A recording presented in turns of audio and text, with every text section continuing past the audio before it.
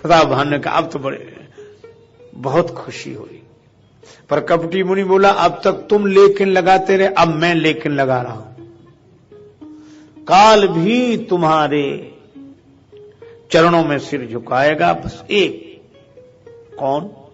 एक विप्र कुल छाण महिषा। सब तुम्हारे बस में रहेंगे पर ब्राह्मण तुम्हारे बस में नहीं रहेंगे। क्यों? उनको बस में नहीं किया जा सकता? नहीं। तपबल विप्र सदा बरियारा। उनके पास तपस्या का बल है। अगर वो क्रोधित हो गए तो फिर कोई कुछ नहीं कर सकेगा। इसीलिए डर यही है, उनके पास तपस्या का बल है, तपश्चर्या का। और जिनके पास ज्ञान हो, संयम की शक्ति हो, जो योगी हो, वे कहीं श्राप न दे दें, क्रोध न कर दें। अच्छा, बड़ी सीधी सी बात है, जब एक और कहा जा रहा है कि वे ब्रह्मवेत्ता हैं, ब्रह्मज्ञ हैं, वे तपस्वी हैं, तो हम ऐसा काम क्यों करें कि उन्हें क्रोध आवे? वे तो हमारे संरक्षक हैं। अच्छा, उनके हिसाब से ही चलना चाहिए, उनके ढंग से चलना चाहिए। महाजनो एन गता सपंथा, महापुरुष जिस मार्ग से चलें उस पर चलें, वो जो रास्ता बताएं उस पर चलें। पर कपटी मुनि ने सलाह क्या दी कि तुम उनके हिसाब से मत चलो, उन्हें अपने हिसाब से चलाओ, उन्हें अपने बस में करो। अब यह बड़ी अटपटी बात है। हमारी शारीरिक संरचना इस तरह की है कि हमारे ये जो 4 वर्ण हैं वो प्रत्येक के शरीर में ही है। वेद मंत्र है, आप तो जानते ही हैं, ब्राह्मण मुखमासीत बाहु राजन्या। ये ब्राह्मण है, सिर मुख ये। हाथ क्षत्रिय है, उदर वैश्य है, चरण शूद्र है।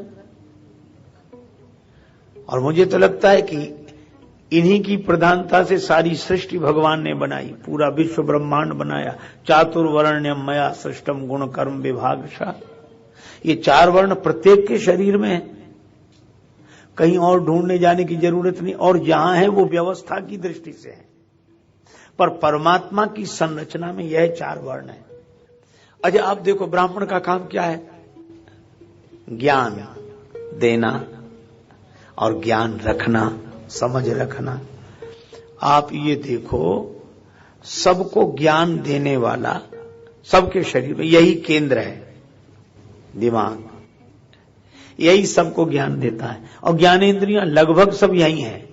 नेत्रों को रूप का ज्ञान है, श्रवण को शब्द का, नासिका गंध का, रसना स्वाद का, त्वचा तो स्पर्श का, तो यहां भी त्वचा है। तो ये ज्ञान का केंद्र तो यही है, ये सबको ज्ञान देता है। अच्छा, इसीलिए ज्ञान का सम्मान होता है।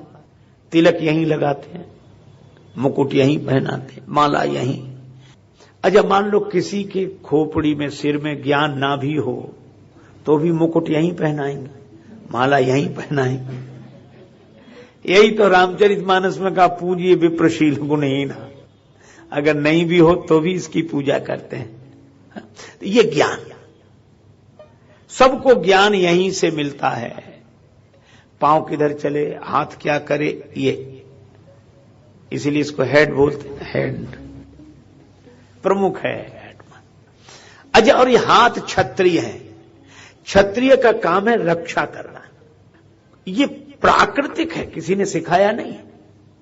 किसी भी अंग पर कोई प्रहार करे तो हाथ ही आगे बढ़ते। सिर पर कोई डंडा मारे तो रक्षा करने कौन आता? हे भैया क्या कर रहे, डंडा मत मारो। नहीं नहीं, ऐसे नहीं। अच्छा, पेट पर भी कोई प्रहार करे तो हाथ आगे हो जाते। नहीं नहीं नहीं भैया, ऐसे मत करो। अच्छा, अब एक बात सोचो, हाथ से ज्यादा मजबूत पांव है और पांव पर भी कोई डंडा मारे तो रक्षा कौन करता है? हाथ। अरे नहीं, उड़ियहि हाथ असनेहु के घाये, कोई तलवार लेकर भी आगे दौड़े तो हाथ आगे हो जाते हैं, घाव सहन कर लेते हैं, पर सिर को, पेट को, पांव को, तीनों को बचाते हैं। ये क्षत्रिय हैं, ये ब्राह्मण की रक्षा करते हैं, वैश्य की रक्षा करते हैं, शूद्र की रक्षा करते हैं। ये क्षत्रिय है और ये ब्राह्मण देवता है।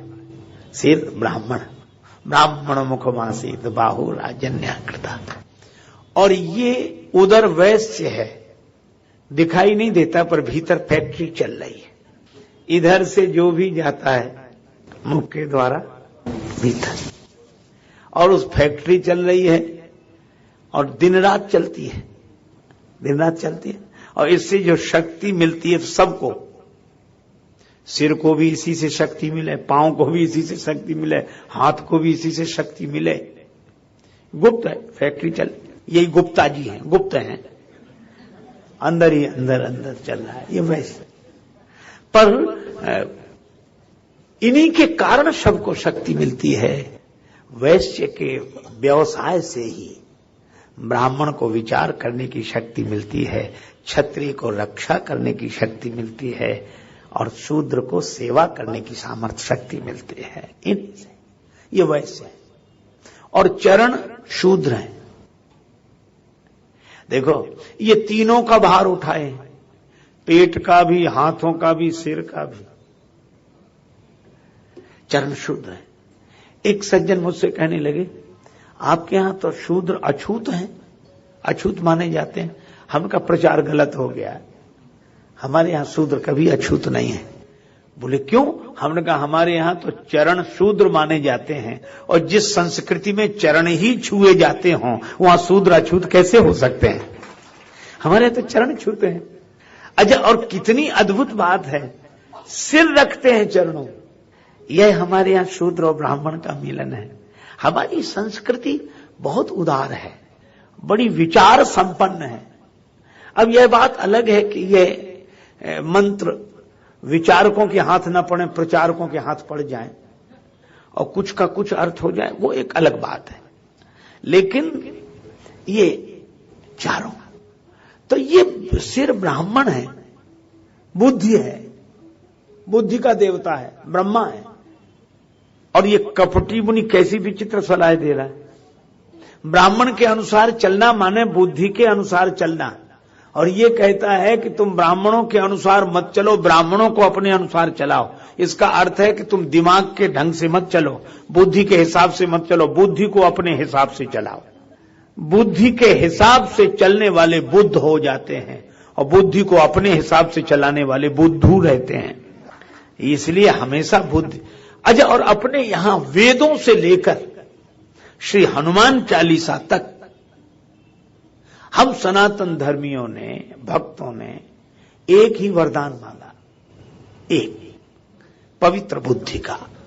गायत्री मंत्र में भी पवित्र बुद्धि की प्रार्थना है, धियो यो न प्रचोदयात्। श्री रामचरितमानस में जासु कृपा निर्मल मति पावो, और श्री हनुमान चालीसा तक में कुमति निवार सुमति के संगी।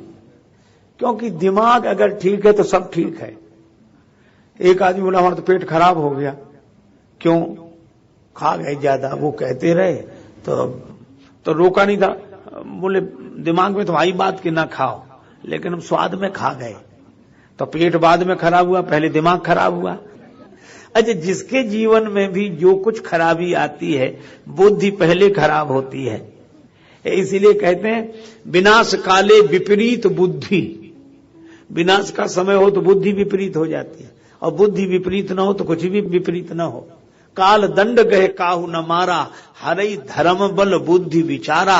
और मुझे लगता है कि देखो, दशरथ जी गुरु जी के अनुसार चले, वशिष्ठ जी के अनुसार चले, और वशिष्ठ जी ब्राह्मण हैं, गुरुदेव हैं, विमल बुद्धि के रूप हैं।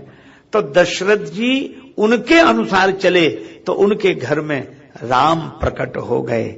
और प्रताप भानु ब्राह्मणों के अनुसार नहीं चले, ब्राह्मणों को अपने ढंग से चलाना चाहा तो रावण बने। जो बुद्धि के हिसाब से चलते हैं उनके जीवन में परमात्मा का अवतरण होता है, और जो बुद्धि को अपने ढंग से चलाते हैं उनके जीवन में राक्षसत्व आता है, रावणत्व आता है। यह कथा यही संकेत करती है। कपटी मुनि कहता है इन्हें बस में करो।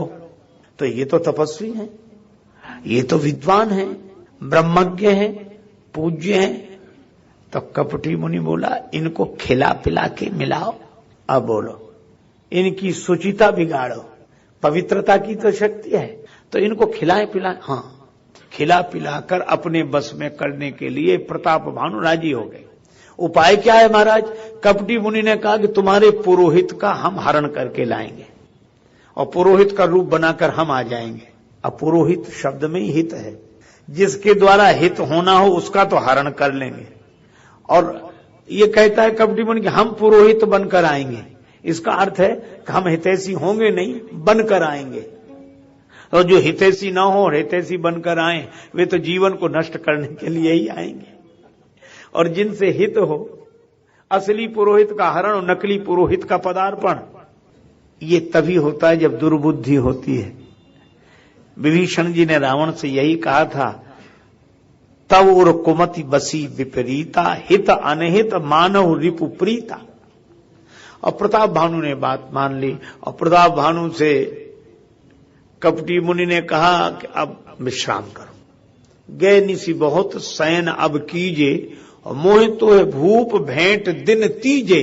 तीसरे दिन हमारी तुम्हारी भेंट होगी। अच्छा, लेकिन एक बात है, मैं आऊं तो पहचान लेना। कहा हाँ वो तो ठीक है।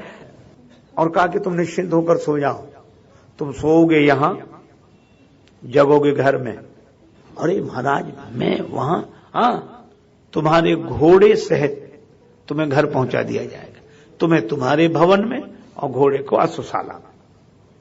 लेकिन एक बात है, ये चमत्कार तो होगा पर किसी को पता मत लगने देना। 2 कान हमारे, 2 तुम्हारे, 4, तीसरे के पास बात नहीं जानी चाहिए। छठे श्रवण यह परत कहानी, नास तुम्हार सत्य मम बानी। मैं भोजन बनाऊंगा, तुम भोजन परोसना, 1 वर्ष तक ब्राह्मणों को निमंत्रित करो। ठीक है। प्रताप भानु ने पूरी बात मान ली और सो गए। अब वह तो सो गए, पर कपटी मुनि को नींद नहीं आ रही है। यह हाल है, दूसरों को विश्राम देने की सलाह देने वाले को खुद नींद नहीं आ रही है, उन्हें खुद विश्राम नहीं मिल रहा है। श्रमित भूप निद्रा अति आई, और सो किम सो, सोच अधिक आई। वो कैसे सो जाए, उसको तो बड़ी चिंता है। राजा सो रहा है, उसी समय काल केतु आया, राक्षस। अब इन शब्दों पर भी विचार करो। सत्य केतु का बेटा सो रहा है और काल केतु जाग रहा है। केतु माने झंडा, सत्य की ध्वजा फहराने वाले का वंशज अंशज जब सो जाए तो फिर काल का झंडा फहराने ही लगता है। और रात का समय है। अच्छा, रात का समय किसके जीवन में आया? का प्रताप भानु के जीवन में। तो भानु के जीवन का सौभाग्य, सूर्य का सौभाग्य दिन है और रात्रि तो उसके लिए प्रतिकूल है, दुर्भाग्य है। तो प्रताप भानु का बुरा समय आया। इसका अर्थ यह है कि समय बड़ा बलवान है, ये जाग रहा है। कितनी अद्भुत बात है। राजा सो रहा है पर काल केतु जाग रहा है। हम लोग सोते रहते हैं पर हम लोगों का समय तो जागता रहता है, समय कभी नहीं सोता। और यह आया, थोड़ी देर छिप गया था गुफा में। ये काल भी कभी कभी छिप जाता है, हमको लगता है ही नहीं, पर जैसे ही हम सोते हैं, हम इससे आंख मूंदते हैं, वैसे ही ये प्रकट हो जाता है। और इसने कपटी मुनि से कहा कि अब तुम चिंता मत करो, तुमने हमारी सब भूमिका बना दी। तो काल केतु राक्षस ने चमत्कार किया। भानु प्रताप बाज समेता, राजा प्रताप भानु को घोड़े के सहित, अच्छा राजा जहां जाता है घोड़े के साथ जाता, जाएगा और घोड़े सहित आ गया, सोते हुए आ गया। अच्छा, घोड़ा माने मन, ये इच्छा जिसकी होती है मन के आधार पर ही तो चलता है, घोड़े के आधार पर मन। एक आदमी लड्डू बांट रहा था, लो लड्डू लो, लड्डू लो। किसी ने कहा किस खुशी में बांट रहे हो? बोला हमारा घोड़ा खो गया है, इस खुशी में बांट रहे हैं। तो किसी ने कहा घोड़ा खो गया, ये खुशी की बात है? घोड़ा खो गया ये खुशी की बात है? उसने कहा कि हां, घोड़े के जाने का दुख नहीं है, खुशी हमें दूसरी है। क्या? बोला अच्छा था कि हम घोड़े के साथ नहीं थे, नहीं तो हम भी खो जाते, हम तो बच गए। और संकेत बड़ा सार्थक है, घोड़े के साथ रहता तो शायद खो जाता। अगर हम भी मन के साथ रहेंगे तो हमारा भी पता नहीं लगेगा, इस भीड़ में हम खो जाएंगे। इसलिए मन से अपने को अलग करके देखना। राजा पहुंच गया और उस कालकेतु राक्षस ने ऐसा चमत्कार दिखाया कि राजा को तो भवन में और अश्व को अश्वशाला में और पुरोहित का हरण करके लाया। अब राजा प्रताप भानु जगा, अभी रात थी, जो देखा कि हम तो भवन में, हा, क्या चमत्कार हुआ है। बड़े पहुंचे हुए महात्मा, उनको प्रणाम है, लेकिन किसी को पता न लग जाए, इसलिए चुपचाप उठा और अश्वशाला से घोड़े को खोला, उस पर बैठकर फिर जंगल चला गया और 2 पहर बाद लौट कर आया। गए जाम जुग भूपति आवा, घर घर उत्सव बाज बधावा। अरे राजा साहब आ गए, राजा साहब आ गए, राजा साहब आ गए। पर राजा सोचे हा, क्या चमत्कार हुआ है, क्या चमत्कार हुआ। इस चमत्कार के संदर्भ में मुझे एक बात याद आई। पूज्यपाद पंडित श्री राम किंकर जी महाराज ने इस प्रसंग में अद्भुत बात कही, बहुत अद्भुत बात। उन्होंने कहा कि देखो, चमत्कार 2 ने किए, ये कपटी मुनि नकली संत है और हनुमान जी असली संत है। क्यों कुबेश साधु सनुमानो, जिम जग जाम बनता हनुमानो। तो हनुमान जी ने भी चमत्कार किया और इस कपटी मुनि ने भी चमत्कार किया। लेकिन अद्भुत बात है क्या, हनुमान जी सोते में सुमंत को घर से उठा लाए और राम जी के चरणों में ले आए, और इस कपटी मुनि ने कालकेतु के द्वारा ऐसा चमत्कार किया कि राजा साहब को घर भेज दिया। तो चमत्कार तो निसंदेह दोनों ने किया, लेकिन आप यह देखें कि चमत्कार का परिणाम क्या हुआ। कि चमत्कार कोई कर भी दे तो एक ने ऐसा चमत्कार किया कि राम जी से जोड़ दिया और दूसरे ने ऐसा चमत्कार किया कि काम से जोड़ दिया। तो चमत्कार आपको जोड़ता किससे है, यह देखना चाहिए।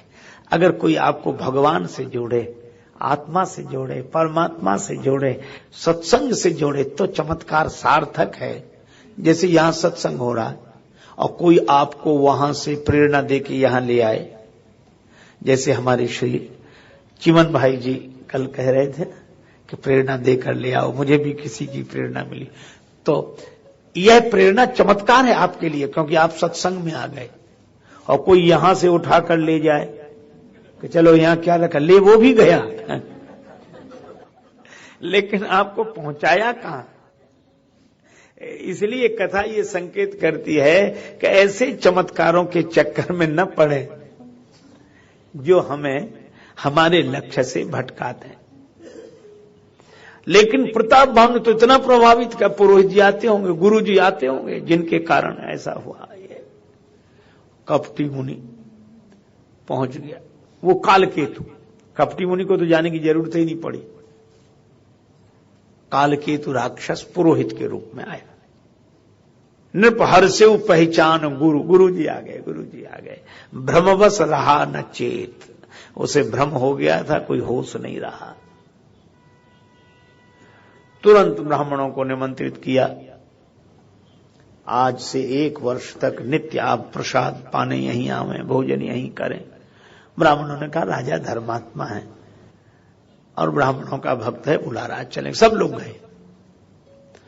अब उसने क्या किया, माया मय ते ही कीन रसोई, माया मय ते ही कीन,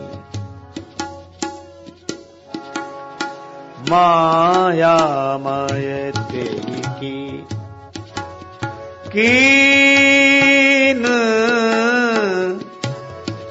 रसोई, तेही की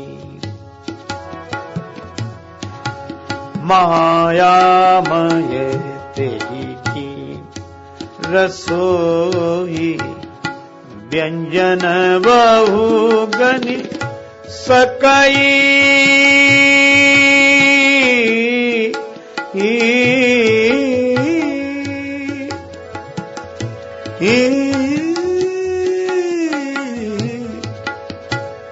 सकई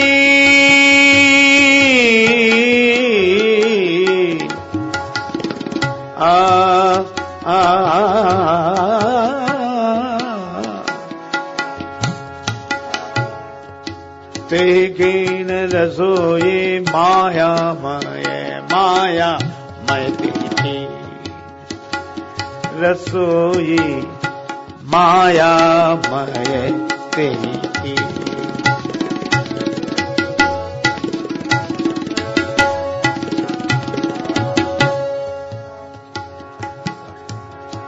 व्यंजन बहु गण सके न कोई माया मय तेरी कीन तेहि कीन तेहि। मायामय रसोई बनाई और इतने तरह के व्यंजन की जिन्हें गिना ना जा सके। अब श्री तुलसीदास जी कैसी अद्भुत बात कह रहे हैं। अरे व्यंजन है कितने बनाए होंगे, 10, 12, 15, 20, तो गिने क्यों नहीं जा सकते। श्री तुलसीदास जी बोले इसलिए नहीं गिने जा सकते हैं क्योंकि रसोई मायामय है, जो दिख रहा है वो है ही नहीं। मां माने नहीं, या माने जो चीज जैसी ना हो फिर भी वैसी जिसके प्रभाव से दिखाई दे वह रसोई। तो सही बात यह थी कि कुछ वहां बना ही नहीं था, बना सा दिख रहा था। ये राक्षसी माया। राजा साहब परोसने लगे, पर जैसे ही परोसने लगे वह, अब ये तो जादूगर के ऊपर जो दिखाना चाहे। देखो एक सज्जन बोले कि ये तो बात समझ में नहीं आती, ये जब रघुपति करें जसो तस्ते क्षण होए। ये तो परमात्मा जिसको जब जैसा कर दे, ये क्या बात हुई साहब। और क्या ऐसा संभव है जे जब रघुपति करें जसो तस्ते क्षण होए, वो वैसे ही हो जाता है। ज्ञानी होने पर भी कहो मूर्ख हो जाए, मूर्ख हो तो ज्ञानी हो जाए, और जैसा चाहो वैसा बन जाए। ये क्या मतलब, क्या ऐसा संभव है। हमने कहा है का इस युग में कोई प्रमाण, हमने कहा सबसे बड़ा प्रत्यक्ष प्रमाण है। क्या, जादूगर अपने जादू के प्रभाव से वह जो दिखाना चाहता है आप वही देखते हो। जहां जो चीज नहीं है वही दिखा दे, और हो तो नहीं दिखाए, नहीं हो तो दिखा दे। जब साधारण सा जादूगर आप पर अधिकार करके, दृष्टि बंधन करके जैसा चाहता वैसा दिखा देता है, तो वह परमात्मा से बड़ा जादूगर कौन। वह ऐसा सूत्रधार है कि जब जिसको जैसा चाहे वैसा कर दे, उसकी माया है। वो मायापति है। आप सोचो जब माया भी ये सब दिखा देते हैं तो मायापति के चमत्कार का क्या कहना। इसलिए यही जब रघुपति कर रही जसो तस्ते ही क्षण हो।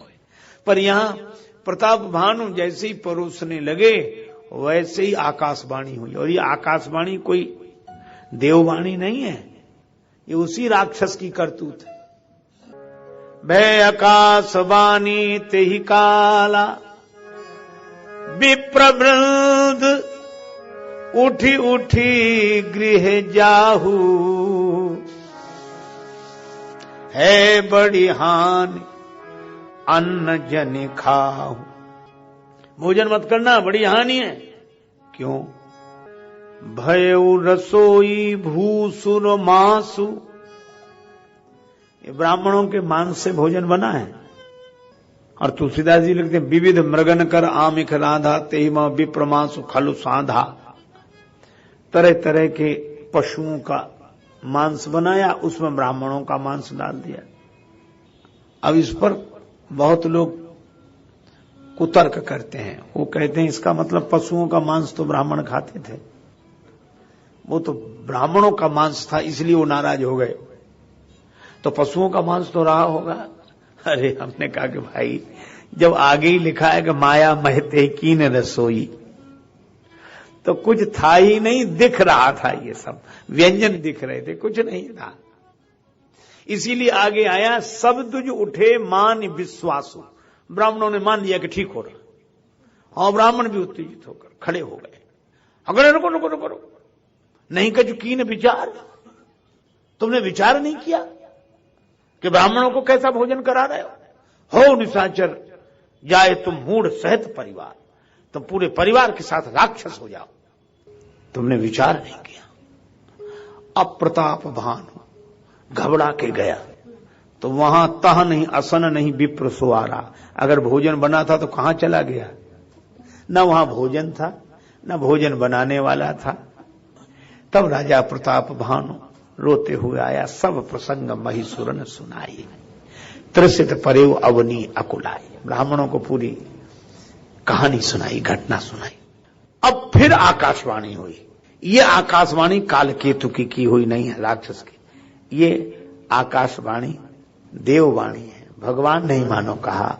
ब्राह्मणों, आप तो बुद्धि के देवता माने जाते हैं। आपने यह तो कह दिया कि प्रताप भानु से कि तुमने कुछ विचार नहीं किया, नहीं कछु कीन विचार। लेकिन हम आपसे पूछते हैं, आपने श्राप देने में कौन सा विचार किया? विप्रौ श्राप विचार न दीना। आपने भी तो विचार नहीं किया। और अद्भुत बात है, यही जीवन का सत्य है कि दूसरा आदमी विचार नहीं कर रहा है, ये तो हम विचार करते हैं। कर हम विचार कर रहे हैं कि नहीं, ये हम विचार ही नहीं करते हैं। हमें सोचना विचारना आता ही नहीं है, हम दूसरे के विचार का विचार करते हैं। एक आदमी कह रहा था कि एक नौकर की जरूरत है, तो दूसरा बोला कि हमें रख लो। काम क्या है? का काम तो हम सब कुछ कर लेते हैं, लेकिन जरा अकल से कमजोर, हम कुछ विचार नहीं पाते हैं, सोच नहीं पाते हैं, इसलिए तुम्हें रखा है। विचार तुम करना, काम हम करेंगे। तो आदमी बोला कि हम राजी हैं, पर हमें मिलेगा क्या? तो कहा 3,000 रुपए महीना देंगे। कहा ठीक है। पर थोड़ी देर में उस आदमी ने पूछा कि तुम हमें तो 3,000 दोगे, पर तुम क्या करते हो? बोला हम तो खुद नौकरी करते हैं। तुम्हें कितना मिलता है? कहा 1,500। जब तुम्ही को 1,500 मिलता है तो हमें 3,000 तुम कहां से दोगे? बोले ये तुम सोचो विचारो, इसीलिए तो तुम्हें रखा है। अब ऐसी तो हालत है। अब ब्राह्मण प्रताप भानु से तो कह रहे हैं कि तुमने विचार नहीं किया, पर ब्राह्मणों ने खुद विचार नहीं किया कि इतनी जल्दी श्राप मत दो। अरे विचार तो कर लो कि सच्चाई क्या है, फिर दे देना श्राप। पर दे दिया, और उसका परिणाम यह हुआ कि प्रताप भानु को फिर समझाया, भूपति भावी मिटई नहीं। ब्राह्मणों ने भी कहा कि यद्यपि तुम्हारा दोष नहीं है, लेकिन ये होनी है, हो गई। यद्यपि न दूषण तोर, पर इतना जरूर है कि तुम राक्षस भी रहोगे तो बलवान रहोगे, धनवान रहोगे, वैभववान रहोगे, और ये दोष। परिणाम क्या हुआ? प्रताप भानु का कोई दोष नहीं, तो भी ब्राह्मणों ने श्राप दे दिया बिना विचारे। और वह प्रताप भानु रावण बना तो उसने क्या किया? ब्राह्मणों का कोई दोष नहीं था, पर सताना शुरू किया बिना विचारे।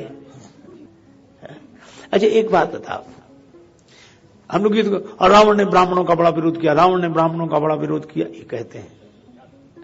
लेकिन पहली बात ये सोचो कि ये रावण बनाया किसने?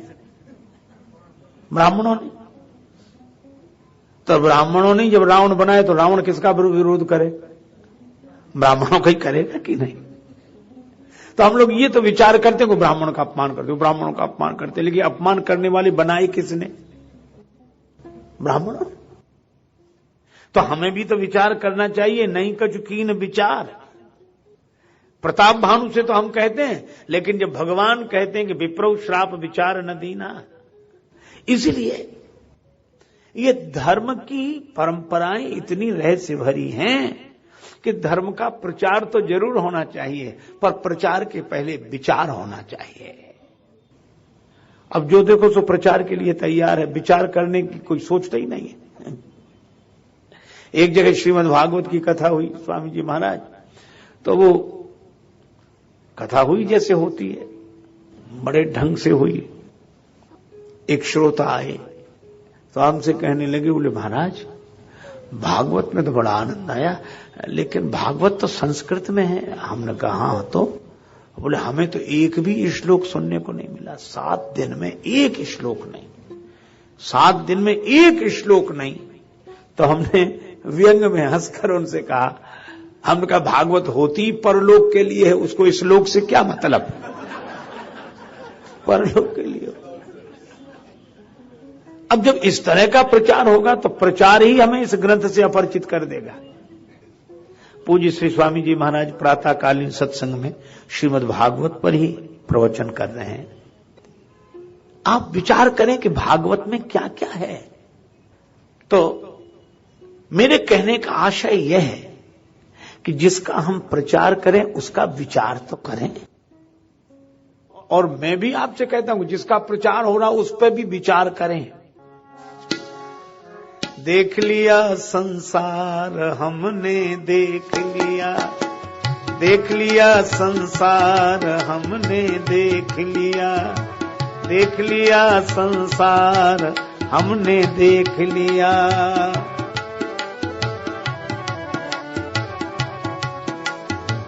सब मतलब के यार हमने देख लिया संसार हमने देख लिया।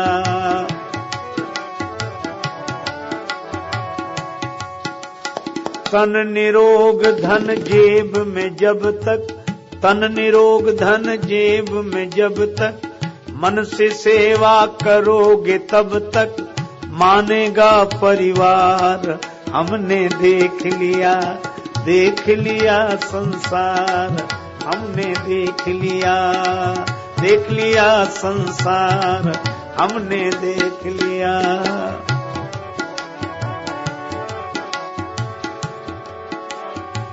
जिसका विश्वास किया है उसने हमें निराश किया है।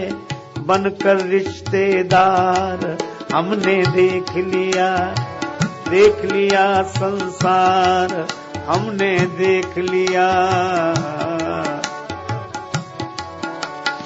कोई मकान पुराना हो, दीवार गिरने वाली हो तो लोग दूर से निकलते हैं कि हम पर ही न गिर पड़े। अक्सर यही होता है। कहीं चोट लग जाए न तन को, सभी समझते हैं निर्धन को। गिरती हुई दीवार हमने देख लिया संसार हमने देख लिया संसार हमने देख लिया। प्रतिभा का कुछ मोल नहीं है, प्रतिभा का कुछ मोल नहीं है। सफल सिद्ध अनमोल वही है जिसका प्रबल प्रचार हमने देख लिया संसार हमने देख लिया।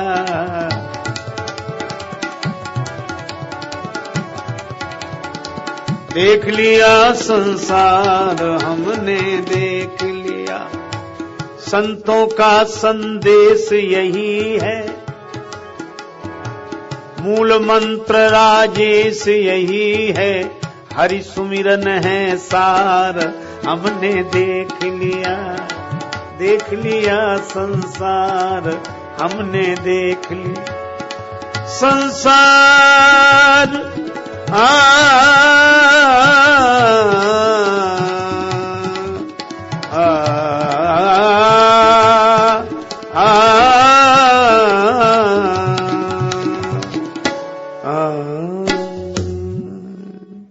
और यही हुआ। विचार न प्रताप भानु ने किया, न विचार ब्राह्मणों ने किया। और जब दोनों ओर से विचार नहीं हुआ तो रावणत्व पैदा हो गया। अच्छा, एक और अद्भुत बात है। प्रताप भानु धर्मात्मा तो था, लेकिन रावण विद्वान बना।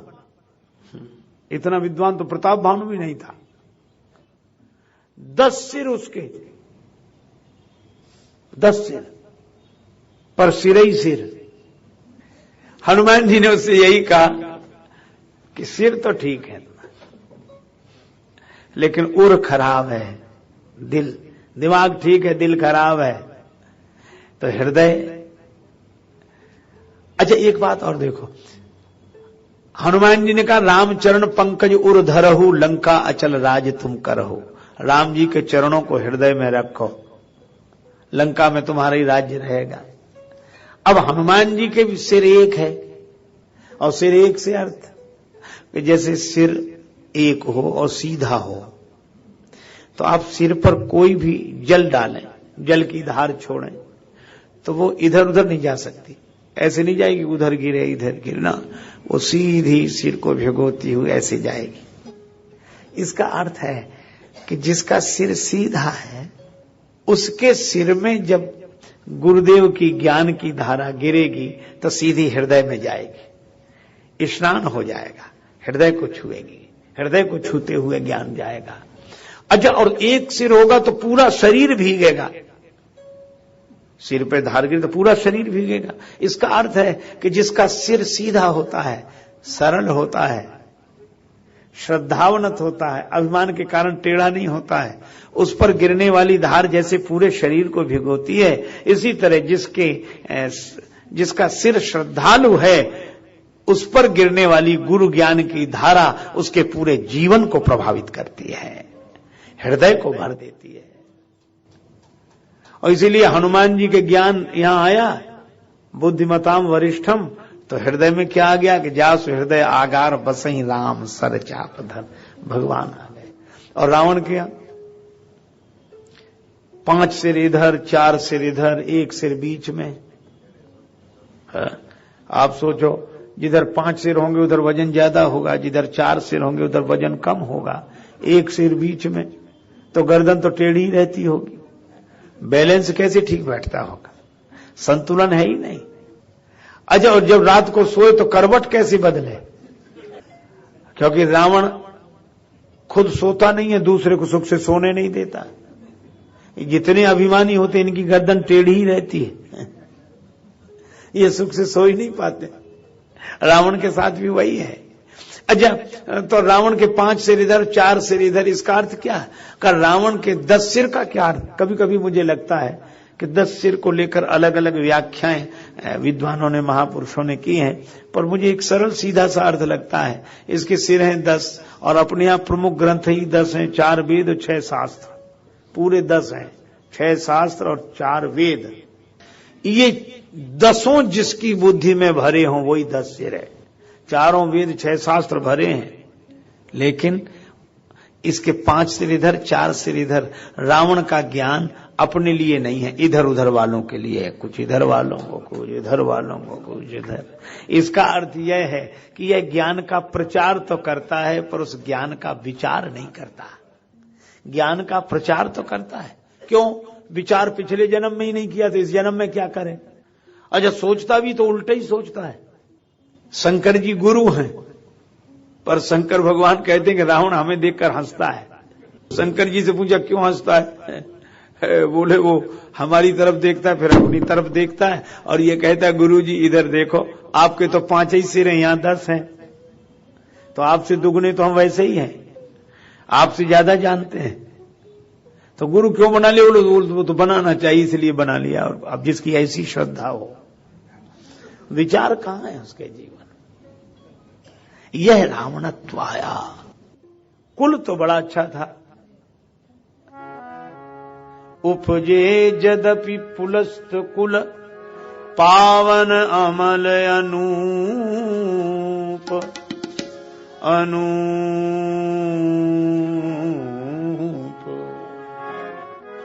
आ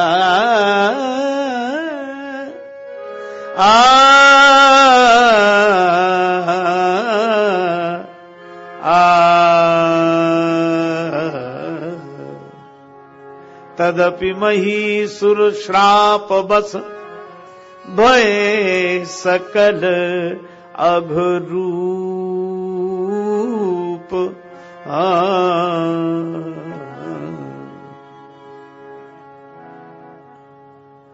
अब तो कीन कीन विविध तपतीन भाई, विविधता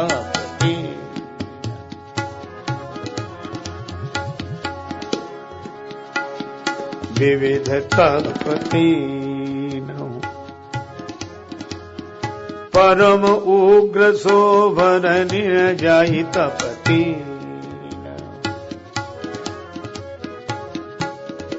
आ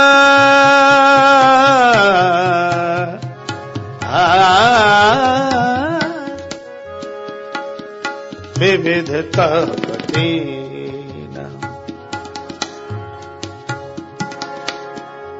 विविध कीन विविध तपतीन हूँ भाई कीन विविध तपतीन हूँ कीन विविध तपतीन कीन विविध तपतीन।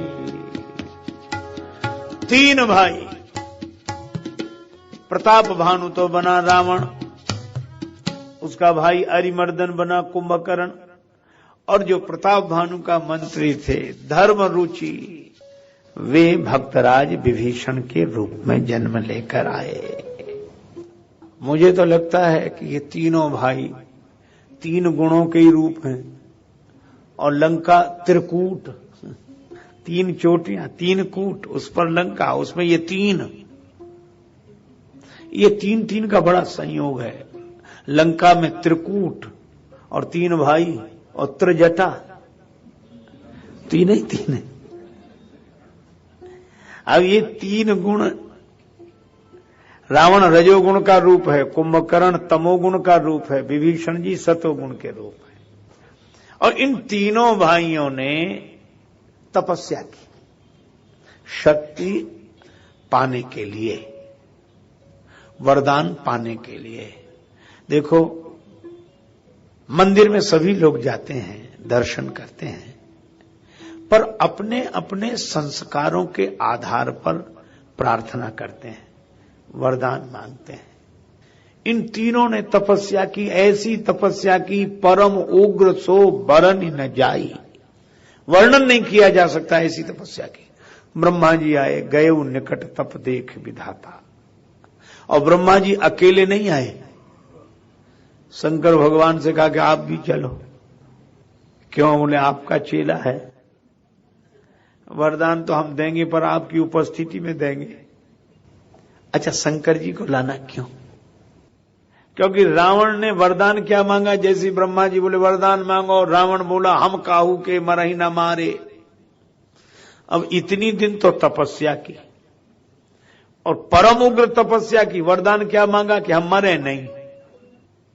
अब इसमें व्यंग क्या था कि हम मरे नहीं, इतने ही नहीं, हमें कोई ना मार सके, हम काहू के मरही न मारे, हमें कोई ना मार सके। इसमें व्यंग क्या कि हम चाहे सबको मार डालें। वही पुरानी वासना कि हमको कोई न जीत पाए, हम सबको जीत ले। ये कथा यह संदेश देती है कि देखो, आप कितने ही कपड़े बदलने पर आदमी तो आप वही हैं, ये तन बदलने से मन नहीं बदलता। राजेश्वरानंद आनंद अपना, पाकर ही लगता है जगजाल सपना। तन बदले कितने भी पर प्रभु भजन बिन, कभी जन का जीवन बदलता नहीं है। मन तो वही है, मन वही पुराना है, कपड़े बदल के आ गया है। जाते नहीं है कोई दुनिया से दूर चल के, मिलते हैं सब यहीं पर कपड़े बदल बदल के। वही वासना, हमको कोई न जीत पाए, हम सबको जीत लें। और रावण बना प्रताप भानु, तो इस जन्म में क्या बोला? हमको कोई ना मार पाए, मतलब हम सबको मार डालें पर हमें ना मारे कोई। ब्रह्मा जी बोले हम जानते थे कि तुम यही वरदान मांगोगे, हम जानते थे कि तुम यही वरदान मांगोगे, इसलिए हम शंकर जी को संग ले आए। अच्छा, शंकर जी को संग लाने का आशय बड़ा सीधा है। ब्रह्मा जी सृष्टि के जन्म के हेतु हैं, ब्रह्मा जी के द्वारा सृष्टि का जन्म होता है, और शंकर जी सृष्टि के संहारक, मृत्यु के देवता है। तो मानो ब्रह्मा जी ने कहा कि इसीलिए शंकर जी को ले आए कि जन्म के देवता के साथ ही मृत्यु का देवता भी उपस्थित रहता है। जन्म ही यह सिद्ध करता है कि मृत्यु है, और मृत्यु के देवता को दिखा देना जरूरी है। क्यों? क्योंकि रावण, तुम तप की शक्ति पाकर उसका दुरुपयोग न करो, ये तब संभव है कि अपनी मृत्यु भी देख लो, मृत्यु का देवता भी देख लो, तो तुम शक्ति का दुरुपयोग नहीं करोगे। जिन्हें अपनी मृत्यु दिख जाती है वे शक्ति का दुरुपयोग नहीं करते। दो बातन को भूल मत यदि चाहे कल्याण, नारायण एक मौत को दूजे श्री भगवान। तो फिर ब्रह्मा जी बोले और कोई वरदान मांगो। शंकर जी खड़े, ये इनके डिपार्टमेंट की बात है, कि तुम न मरो, ये तो संभव नहीं है। रावण बोला तो फिर कहा हम एक संशोधन कर सकते हैं कि तुम जिस तरह चाहो वैसे मर सकते हो, लेकिन न मरो यह संभव नहीं। तो कहा बानर मनुष्य जाति दो ही बार है, बंदर और मनुष्य के हाथ से मरो। ब्रह्मा जी बोले ठीक। तो रावण ने सोने की लंका बसाई। ये रजोगुणी मन सुनहली कल्पनाओं में ही तो खोया रहता है। रजोगुणी मन सुनहली कल्पनाओं में खोया रहता है। अच्छा, सोने की लंका समुद्र के बीच में बसी हुई है। ये सुनहली कल्पनाओं में खो जाने वाला रजोगुणी मन यह जानता ही नहीं है कि हमारी जिंदगी भी तो संसार सागर में ही है। अच्छा, देख देख कर खुश होता है, देख देख कर, ये हमारा वैभव, ये देखो, ये मैं दानव, मैं तनुजा मंदोदरी नामा, परम सुंदरी नारी ललामा। मंदोदरी से विवाह हुआ और यक्षों ने ये लंका बसाई, उनको भगा दिया और लंका का स्वामी बन के बैठ गया। अब अपनी भुजाओं का बल देखता है, ये रजोगुणी प्रवृत्ति है। अच्छा, उसे दुनिया बड़ी अच्छी लगती है, पर कुंभकर्ण से काग वरदान मांगो। सो कुंभकर्ण ये मांगने वाला था कि एक आध दिन सोएं, बाकी समय हम जागते रहें। पर ब्रह्मा जी ने सरस्वती जी से कहकर उसकी बुद्धि बदलवाई, तो बोला हम 6 महीने तक सोएं, एक आध दिन जागे। ये तमोगुणी प्रवृत्ति है कि किसी का अरे देखो कितनी बढ़िया होगी, अब थोड़ा आराम करने दो, सोने दो। वो आंखें मूंदे पड़ा रहता आलस्य में ही। ये आलसी होना बड़ा कठिन काम है। अच्छा, आलसी बना नहीं जा सकते, होते हैं वो तब, और जो बनते हैं वे असली आलसी नहीं होते। एक बार एक राजा को बड़ी चिंता थी कि हमारे राज्य में कितने आलसी हैं, सूची बनाओ। सूची बनवाई गई, लेकिन समस्या का समाधान नहीं हुआ। मंत्री ने कहा कि ऐसे किन-किन की कौन कहेगा कि हम आलसी हैं, और आलसी तो सबसे पहले ये कहेगा हम काहे को आलसी, यही है। तो क्या करें? तो मंत्री ने सुझाव दिया कि आलसी घर बनवा दो आप। तो आलसी घर, घास फूस के झोपड़े बड़े आरामदायक बनाए गए और मुनादी कराई गई पूरे शहर में, आलसियों के लिए पहली बार सुनहरा अवसर। आलसी घर तैयार है, आराम से आके रहो। शर्त एक ही है, यहां कुछ कर नहीं सकते, वहीं भोजन, वहीं पानी, वहीं आराम, सब कुछ वहीं।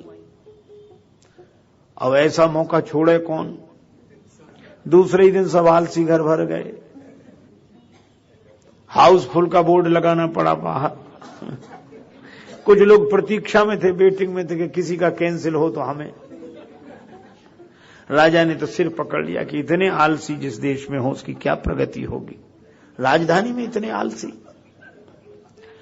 मंत्री ने कहा कि हुजूर ये एक भी नहीं है, मुश्किल से एक आध होगा कोई इनमें। तो कहा कैसे पता करें? बोले आग लगवा दो। झोपड़े ही थे, अब आग लगी तो कैसे ही आलसी हो, कौन बना रहे उसमें, सब भाग गए। लेकिन आश्चर्य, 2 पड़े थे उसमें, वो नहीं हट रहे थे। उनको चिलम पीने की आदत थी, तो एक दूसरे से कह रहा था कि अब तो झोपड़े में ही आग लग गई, उठकर चिलम जला ले। तो दूसरा बोला वहां तक कौन जाए, आग तो खुद यहीं तक आई जा रही है। मंत्री ने कहा कि महाराज यही 2 हैं, बाकी हो ही नहीं सकते। तो झोपड़े में आग लग जाए, चाहे सोने की लंका में आग लग जाए, कुंभकर्ण को तो सोने से मतलब। तुम जानो तुम्हारा सोना और हम जाने हमारा सोना। ये तमोगुणी वृत्ति है, आलस्य में पड़े रहे। और वो रजोगुणी वृत्ति है, इसको जीत लें, उसको जीत लें, ऐसे करें वैसे करें। और सतोगुणी वृत्ति है। देखो ब्रह्मा जी ने किसी से नाता नहीं जोड़ा, पर विभीषण जी से जोड़ा। गयऊ विभीषण पास विधि, कहेऊ पुत्र वरमान। हे पुत्र, तू वरदान मांग। जिसका भगवान से नाता हो उसी से अपना। ते ही मांगे भगवंत पद, कमल अमल अनुराग। भगवान के चरणों में छल रहित प्रीति हो, एव मस्त।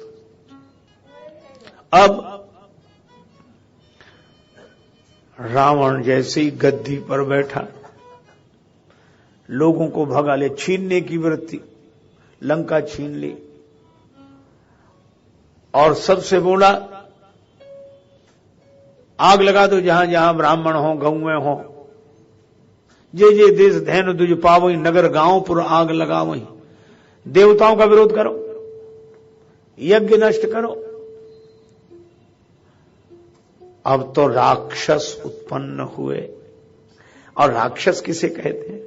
तुलसीदास जी की बड़ी अच्छी परिभाषा है।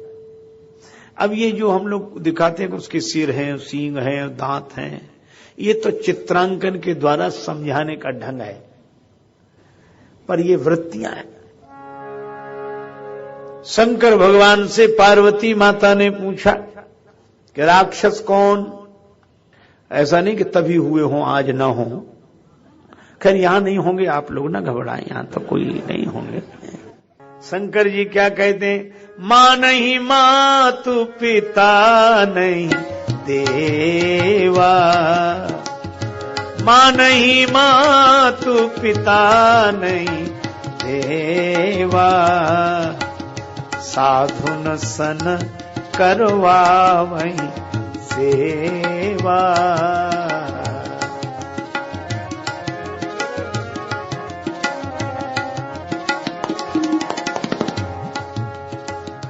जिनके यह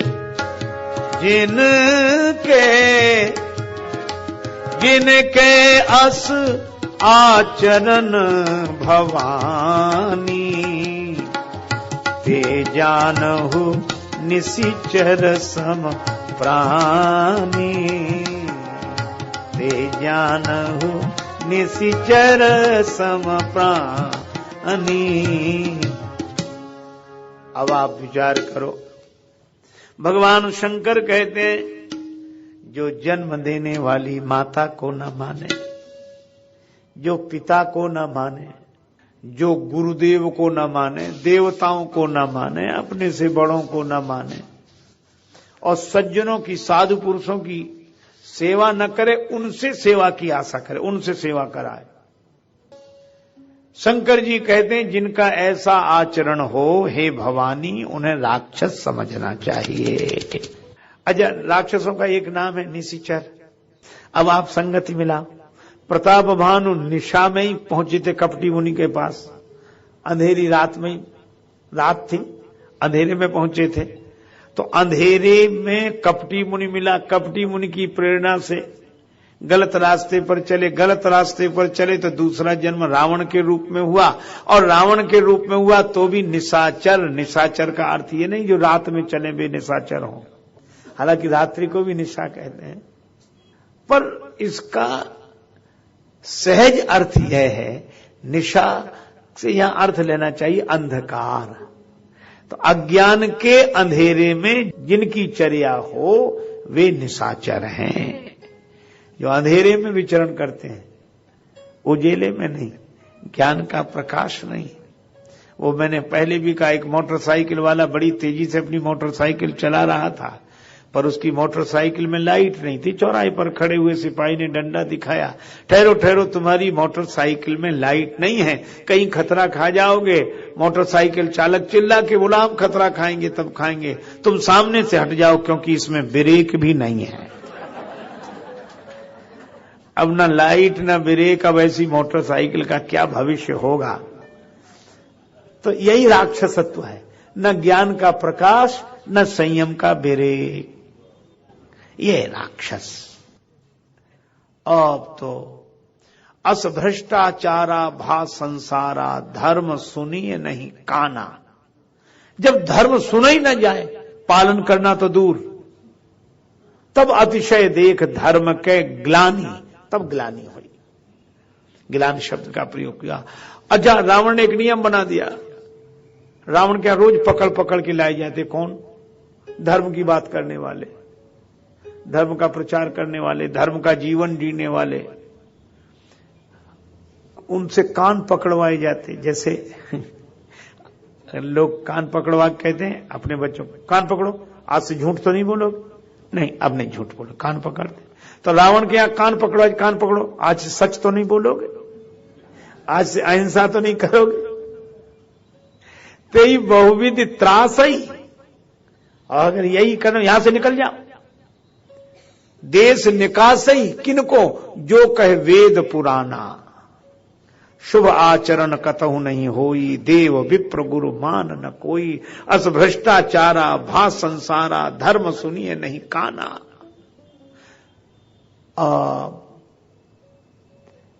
एक संगति मिला है, निशाचर, अंधेरे में विचरण करने वाला।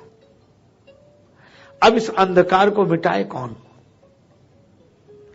अच्छा, निशा को मिटाने के लिए तो सूर्य चाहिए, रात्रि को सूर्य भगवान ही मिटा सकते हैं।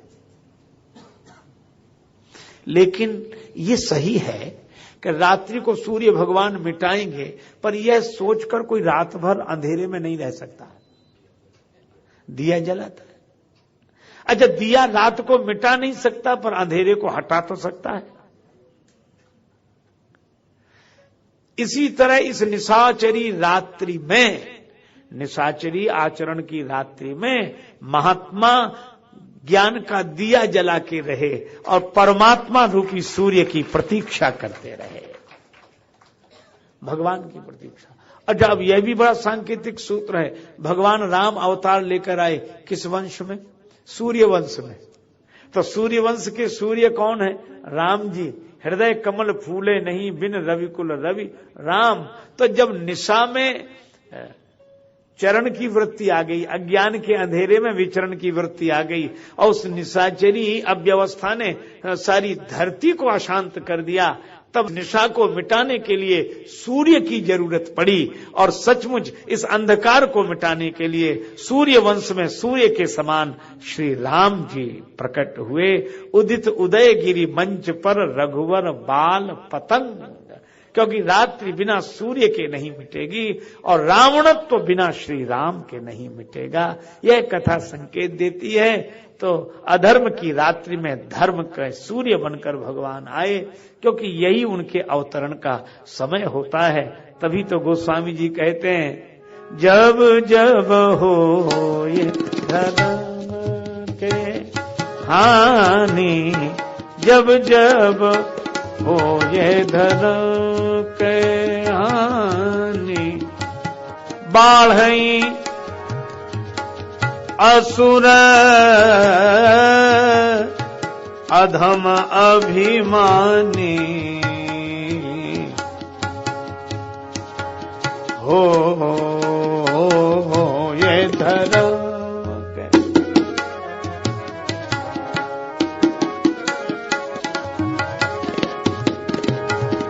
हानि, जब जब हो ये धर्म करही अनीत, जाए नहीं बरनी, सीधहि विप्र धैनु सुर धरनी, तब तब धरे हरि विविध शरीरा, हरहि कृपा निधि सज्जन पीरा, कृपा निधि सज्जन, कृपा निधि सज्जन, कृपा निधि सज्जन। असुर मारी थापहि सुरन, राखहि निज श्रुति से तू, जग विस्तारहि विशद जस, राम जन्म कर हेर, जब जब हो यह धर्म हानि, जब जब हो ये धर्म। सीताराम जय सीताराम, सीताराम जय सीताराम, सीताराम जय सीताराम, सीताराम जय सीताराम, सीताराम जय सीताराम, सीताराम जय सीताराम, सीताराम जय सीताराम, जय सीताराम जय सीताराम। सिय सिय सुमिरत राम जू, सिय सुमिरत श्री राम, जुगल नाम राजेश जपे, भगत लहे विश्राम। श्री सीताराम जी महाराज की जय। श्री हनुमान